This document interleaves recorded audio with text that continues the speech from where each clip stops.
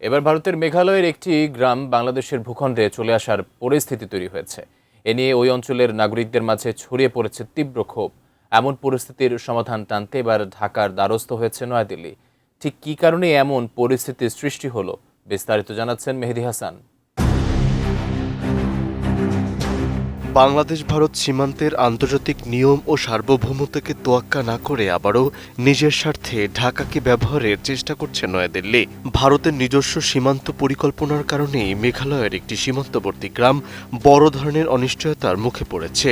আর সেই সংকট তৈরি হওয়ার পর এখন জিরো লাইনে বেড়া নির্মাণের অনুমতি চেয়ে বাংলাদেশের দ্বারস্থ হয়েছে মোদী প্রশাসন। মূলত মেঘালয়ের পূর্ব খাসিপাহাড় জেলার সীমান্তবর্তী লিংকং গ্রামকে ঘিরেই তৈরি হয়েছে পুরো এই জটিলতা। গ্রামটি একেবারে সীমান্তের জিরো লাইনের কাছাকাছি অবস্থিত। আন্তর্জাতিক নিয়ম অনুযায়ী সীমান্ত থেকে অন্তত ১৫০ গজ ভেতরে কাঁটাতারের বেড়া নির্মাণ করা হয়, কিন্তু সমস্যা হলো সেই নিয়ম মেনে বর্তমান পরিকল্পনা অনুযায়ী বেড়া নির্মাণ করা হলে পুরো লিংকং গ্রামই ভারতের মূল নিরাপত্তা বেষ্টনীর বাইরে পড়ে যাবে। অর্থাৎ গ্রামের মানুষ ভারতীয় নাগরিক হয়েও নিজেদের গ্রাম নিয়ে অনিশ্চয়তার মধ্যে পড়ে যাবেন।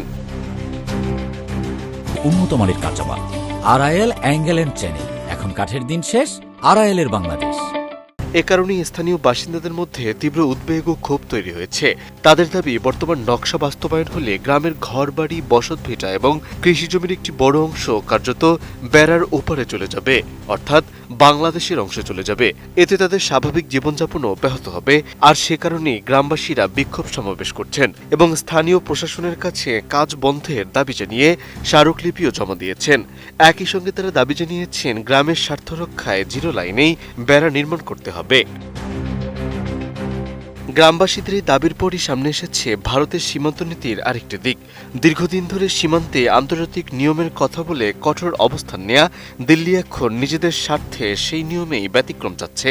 লিংকং গ্রামকে ভারতের নিরাপত্তা বেষ্টনীর ভেতরে রাখতে জিরো লাইনে একক সারির বেড়া নির্মাণের প্রস্তাব দিয়েছে দেশটির স্বরাষ্ট্র মন্ত্রণালয়। তবে এমন কোনো উদ্যোগ বাস্তবায়নের জন্য বাংলাদেশের সম্মতি প্রয়োজন। আর সে কারণেই বিষয়টি নিয়ে ঢাকার সঙ্গে কূটনৈতিক আলোচনা শুরু করেছে ভারত। তবে এখন পর্যন্ত বাংলাদেশ এ বিষয়ে কোনো চূড়ান্ত সম্মতি দেয়নি। এদিকে স্থানীয়দের উদ্বেগ কমাতে লিংকং গ্রামে বিশেষ সীমান্ত চৌকি স্থাপন করেছে বিএসএফ এবং সেখানে নজরদারি বাড়ানো হয়েছে। কিন্তু তাতেও গ্রামবাসীদের আশঙ্কা দূর হয়নি, কারণ তাদের মতে সমস্যার মূল কারণ নিরাপত্তা নয়, বরং ভারতের ভুল সীমান্ত পরিকল্পনা। ফলে নিজেদের পরিকল্পনাগত ত্রুটির কারণেই তৈরি হওয়া এই সংকটের সমাধান খুঁজতে এখন দিল্লিকেই বাংলাদেশের সহযোগিতা চাইতে হচ্ছে।